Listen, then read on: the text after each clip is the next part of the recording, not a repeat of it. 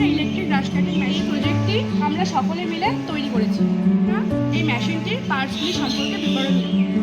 আমরা সর্বপ্রথম দেখাতে চলেছি এটার বডিটা, যেটা MS স্কোয়ার হলো বার দিয়ে তৈরি, যার জন্য এই বডিটা মজবুত এবং শক্তিশালী।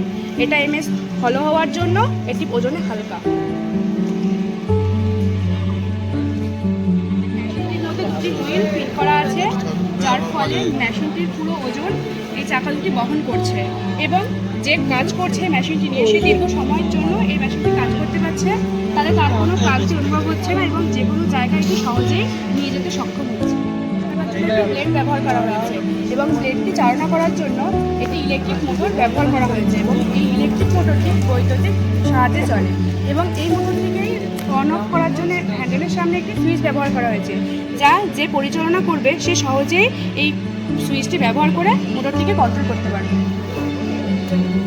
মোটর থেকে ব্লেডটি চালনা করার জন্য মাঝে একটি এক্সেল ব্যবহার করা হয়েছে এবং যে এই মেশিনটি পরিচালনা করবে তার যাতে কোনো রকমের দুর্ঘটনা না ঘটে তার জন্য এক্সেলটিকে কভার করার জন্য একটি পাইপ ব্যবহার করা হয়েছে এবং ব্লেডটির ডাইরেকশন পরিবর্তন করার জন্য হেডের মধ্যে দুটি বেভেল গিয়ার ফিট করা আছে এবং আমরা যখন ঘাস কাটবো তখন যাতে হেডের উপর সেভাবে কোনো প্রেশার বা লোড না পড়ে তার জন্য মেশিনটির মধ্যে একটি স্কোয়ারের হলো বার ফিট করা হয়েছে।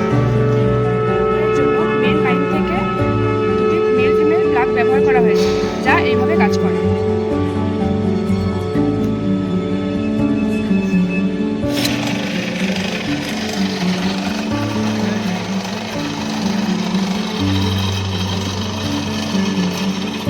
এই মেশিনটি আমাদের একজন সহপাঠী ডেমো দিয়ে দেখাবে।